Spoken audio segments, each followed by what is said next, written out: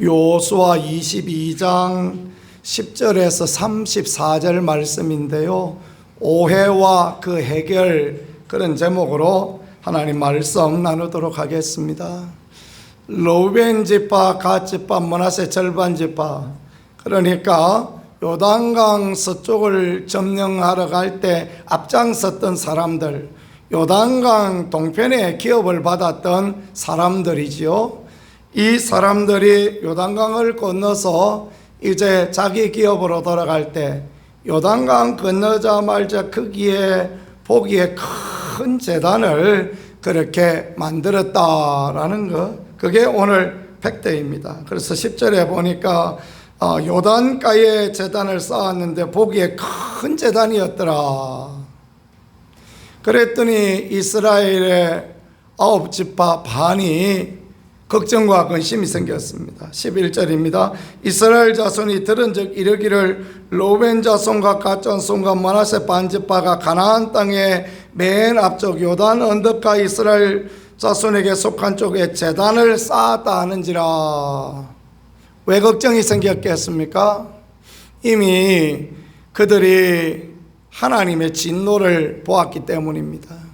이 당시에 제사장이었던 비느하스나 그 온 백성들이 하나님의 진노하심, 그러니까 그 하나님께서 광야 가운데서 금송아지 만들고 춤추고 할 때 진노하시던 그 진노를 보았고, 또 바알볼 사건, 그러니까 모함 여인들과 동침하며 그들과 함께 우상숭배하였을 때 하루에 2만 명을 치시던 하나님의 진노를 보았기 때문에 걱정과 근심이 앞서는 것입니다. 이 사람들이 뭔 일을 하고 있어? 이 요단강 건너 이 동편에다가 제단을 쌓았어? 제단은 어디에만 있어야 되는 것입니까?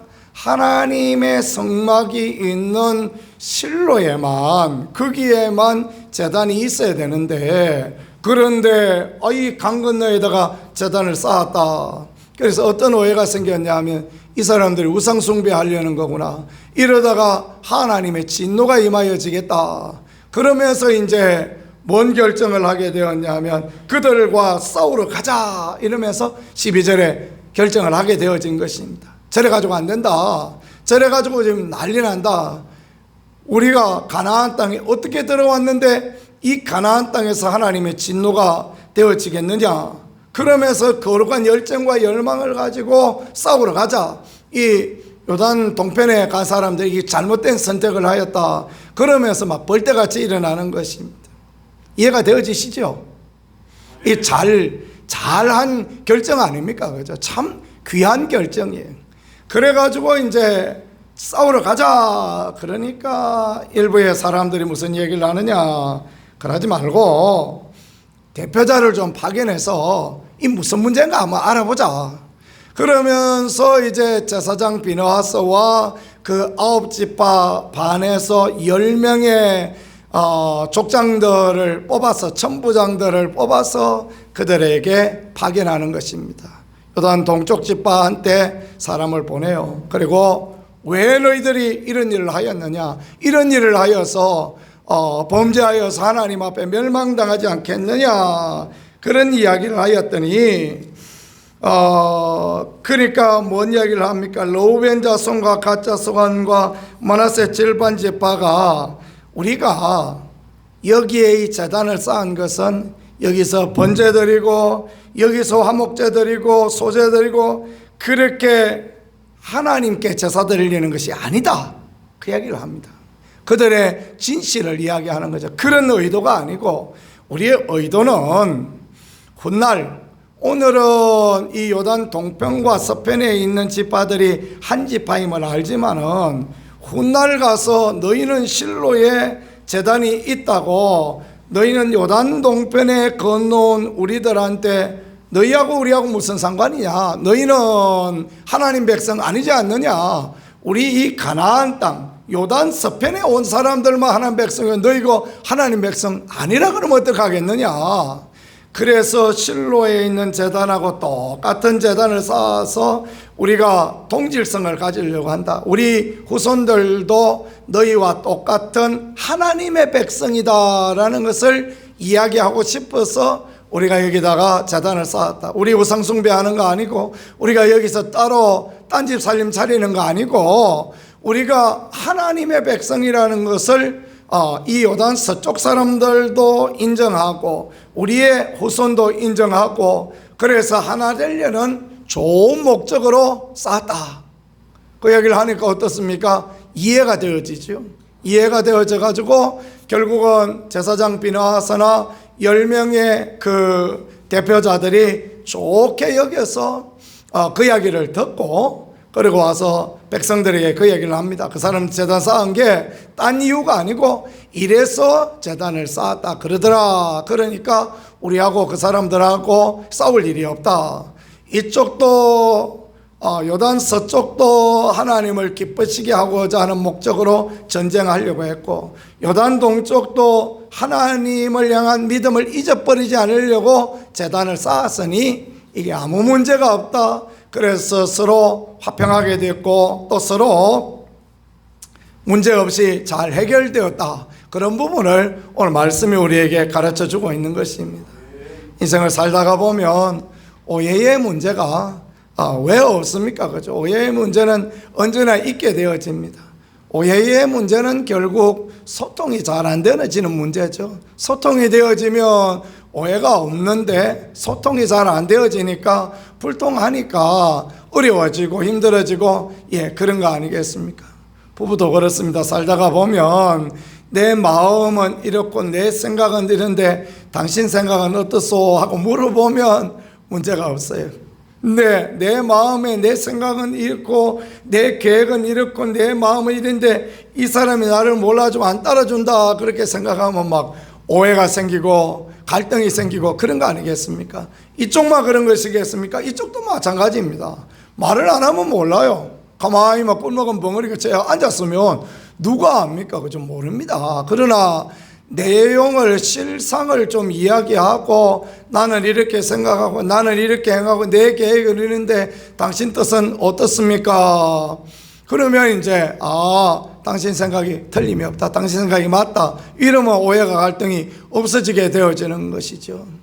우리가 이제 우리 경상도 급한 성질들 이 추진력이 얼마나 좋은지 모릅니다. 이게 큰 장점입니다. 우리 막 갑시다 그러면 막 성령 창문만 네 짝 한꺼번에 열려가지고 다 타고 그렇게 쭉 출발하고, 이게 참 굉장히 좋은 은혜입니다. 그런데 그렇게 해서 가고 나면 못 따라간 사람이 또 속상하고 불편하고 그런 부분이 되어지죠. 사람은 다 그래요.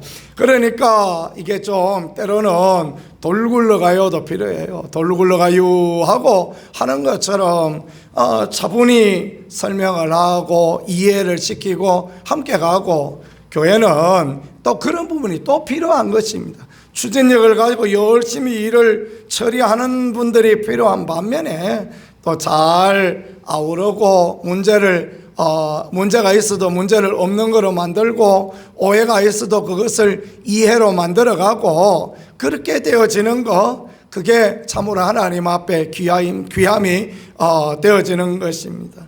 그래서 오해가 있어도 그거 3번만 생각하면 이해가 된다고. 5-3은 이래요. 그게 그런 거래요. 그렇습니다. 인생 살다가 보면 많은 오해가 있고, 우리가 주의 백성 하나님의 일을 하는 사람, 하나님을 기쁘시게 하고자 하는 거룩한 열정과 열망을 가지고 있어도 어려움이 따를 수도 있는 것입니다. 그럼에도 불구하고 또 생각해보고 또 생각해보고 대화해보고 그러면 이해가 되어지고 하나가 되어져서 하나님의 귀한 은혜의 길로 가게 되어지는 것입니다.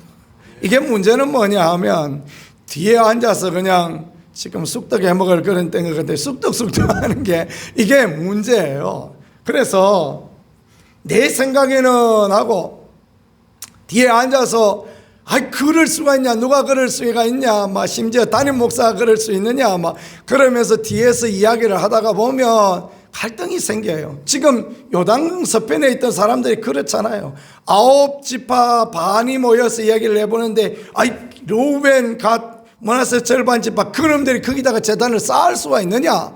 그러다가 망한 일이 어제 오늘 일이냐? 막 그러면서 막 지금 막 전쟁하러 가자 난리가 났죠. 그 전쟁했더라면 서로 손해가 되어진 거 아닙니까? 대표자를 파견해서 뭐 왜 그러냐 물어보고, 무슨 뭐가 문제냐 또 물어봤더니 아무 문제도 없어요. 그래서 화평하고 좋은 결과 내게 되어졌고, 그렇지요. 살다가 서운한 점도 있고 살다가 보면 불편한 점도 있고, 그런데요, 이야기 좀 한 5분만 해봐도 아무 문제 없고 아무 어려움 없고 그런 부분이 되어질 수 있는 것입니다. 그래서 성경에는 하나님을 사랑하는 자, 곧 그 뜻대로 부르심을 받은 자에게 모든 것이 협력하여 선을 이룬다라고 말씀하셨지 않습니까? 우리가 그렇게 하나님의 교회를 잘 이끌어가고 또 하나님의 교회를 참으로 잘 만들어가면 하나님의 기쁨과 하나님의 축복과 하나님의 은혜가 되는 그런 교회가 되어질 줄 믿습니다. 믿음의 공동체로 하나님을 기쁘시게 하는 귀한 자리로 이끌어갈 수 있는 모든 분들이 되어질 수 있기를 우리 구세주 예수 그리스도 이름으로 간절히 축복합니다. 기도하겠습니다. 하나님 우리 아버지 감사합니다.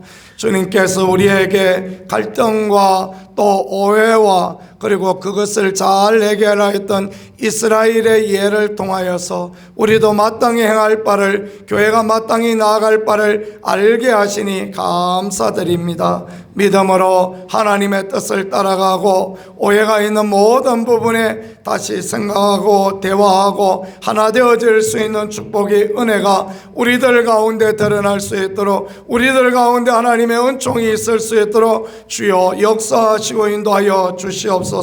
오늘 하루도 하나님이 지켜주시고 하나님이 보호하여 주시며 거룩한 은혜로 함께하여 주시기를 간절히 원합니다. 우리 구세주 예수 그리스도 귀하신 이름으로 기도드렸습니다. 아멘.